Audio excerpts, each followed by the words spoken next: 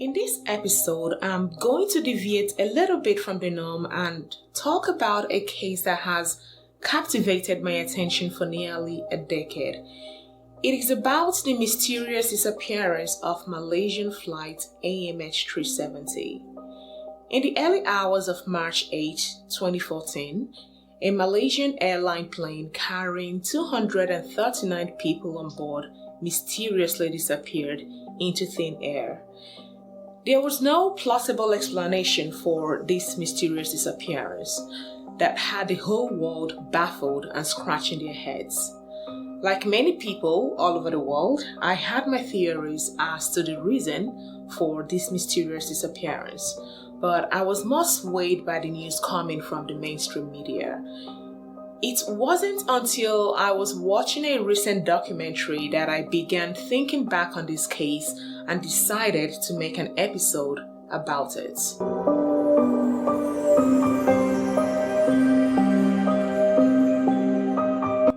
So sit back, hit that subscribe and like buttons as we explore some of the theories about the disappearance of flight MH370.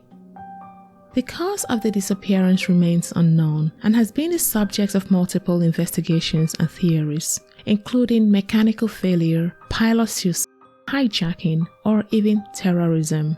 But how true are each of these theories? Timeline. On March 8, 2014, Malaysia airline flight MH370 disappeared while en route to Kuala Lumpur, Malaysia, to Beijing, China. The flight was scheduled to depart from Kuala Lumpur International Airport at 12:35 a.m. local time and was expected to arrive in Beijing at 6:30 a.m. the same day. The Boeing 777-200 aircraft had 239 people on board, including 12 crew members and 227 passengers from different countries. The flight was under the control of Captain Zahari Ahmad Shah, a 53-year-old Malaysian with over 18,000 flight hours, and First Officer Farik Abdul Hamid, a 27-year-old Malaysian with over 2,700 flight hours. The plane took off from Kuala Lumpur International Airport at 12:41 a.m. local time and was last heard from an air traffic control at 1:19 a.m. At that time, the plane was flying over the South China Sea between Malaysia and Vietnam. The last known location of the aircraft was over the Andaman Sea, west of Thailand. The disappearance of MH370 prompted a massive search and rescue operation involving numerous countries and international organizations. Despite extensive efforts, no wreckage of the plane was found in the days and weeks that followed the disappearance. Something happened prior to flight MH17 going dark. Captain Zahari, on leaving the Malaysian airspace into Vietnam at exactly 1:19 a.m. local time, said, "Good night, Malaysian 370. 90 seconds later, the plane went electronically dark and vanished from the radar. From this point, it was never heard from again. On learning about the disappearance of the plane, neighboring countries like Thailand, Hong Kong, and Vietnam tried communicating with the plane, but there was no response. The disappearance of the aircraft triggered a massive international search effort involving dozens of countries and multiple organizations.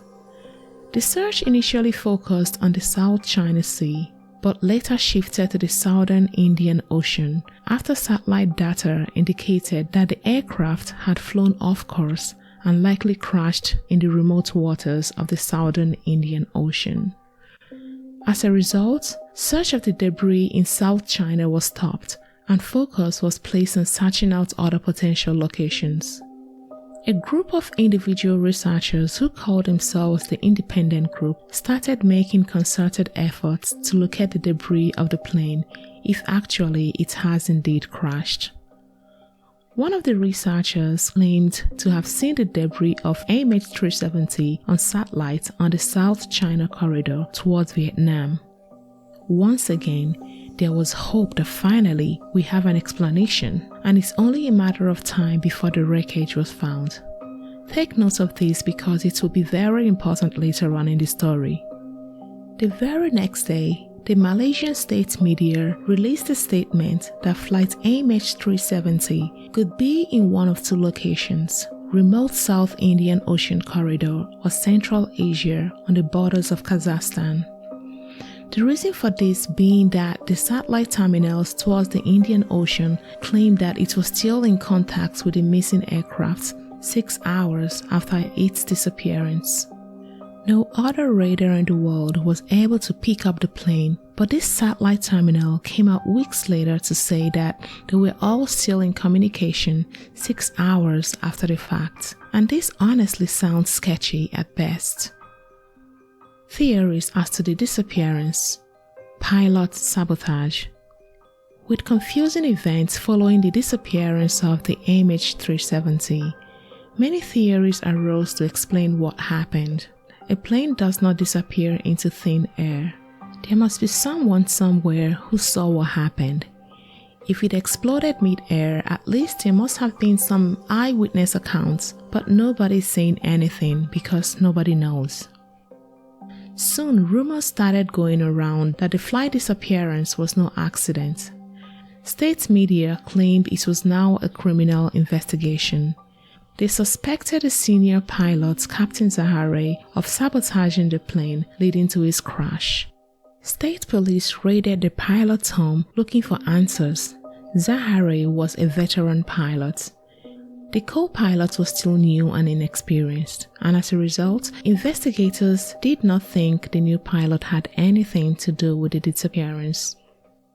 Speculation was rife that Zahare must have somehow managed to send the co-pilot out of the cockpit, then locked the doors, after which he depressurized the cabin, releasing oxygen mask that only has 15 minutes of oxygen in them.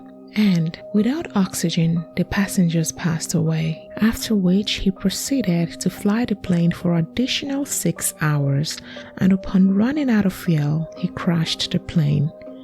This theory was bizarre to say the least. It doesn't make any sense.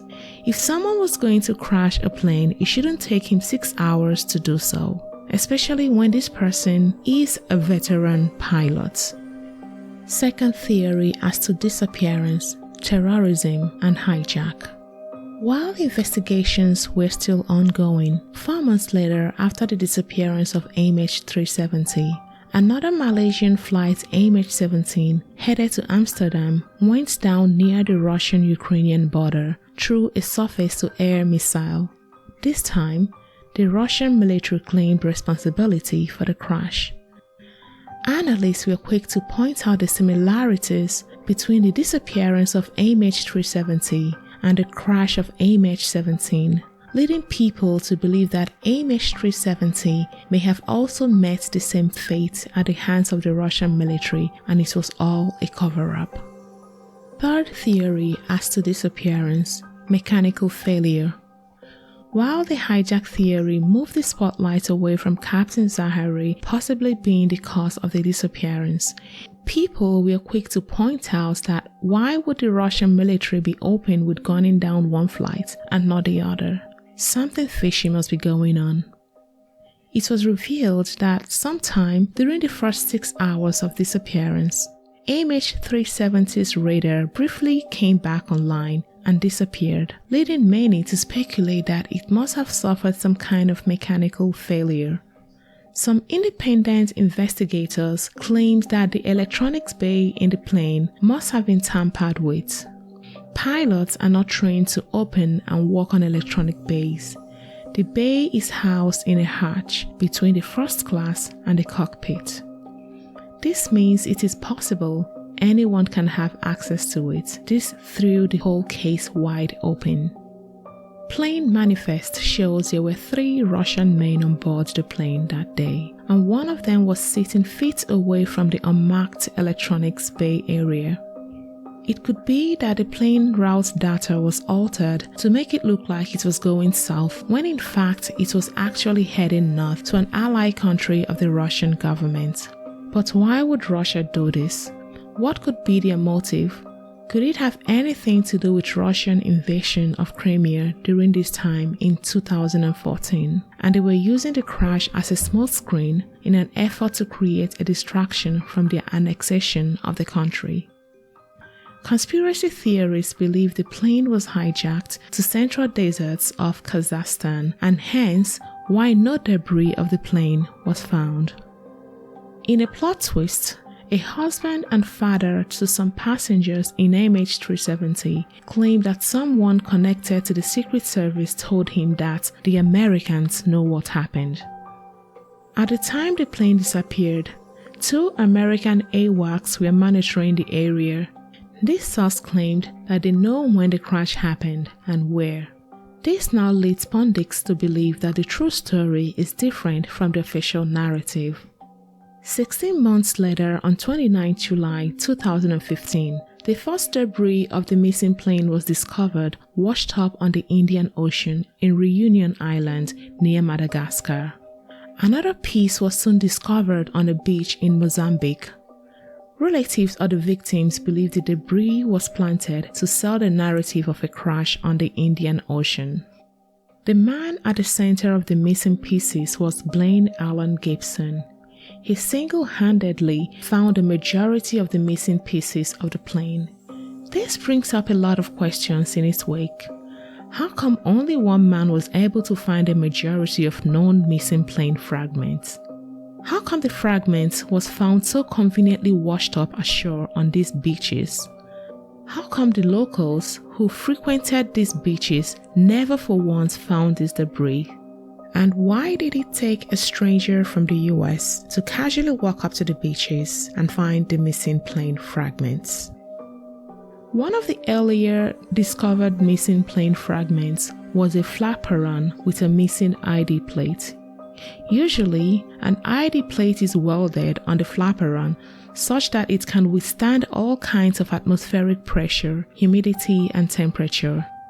Experts say that the only way an ID plate could be removed is if it has been dismantled. The fact that the ID plate is missing raises a lot of red flags.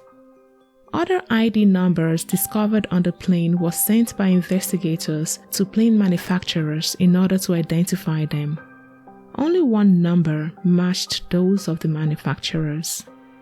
Interestingly, a few notable people have written about the disappearance of the MH370. They all agreed that the region where the original disappearance of the plane occurred was a heavily monitored area that was under heavy US military activities. The only radar that picks up the plane's pings was Inmarsat, a company that provides services to the US government. This points fingers back at the US government. Could this be a possible cover-up? You tell me. Eyewitness accounts report seeing an explosion in the skies at the time of the disappearance.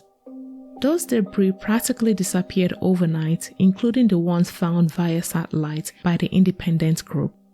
A look at the cargo manifest of the missing flight found that it was carrying an unscanned military-grade electronic X-ray machine that was headed to China. This was purported to be a US technology that was headed to China into the hands of the Chinese government. US AWACS was close by at the time of the crash. AWACS are reported to have highly accurate jamming capabilities. They could potentially jam signals from the plane, making it disappear from the radar. It is possible that Captain Zahare was asked by the US military to land the plane and not carry the suspicious unscanned cargo to China.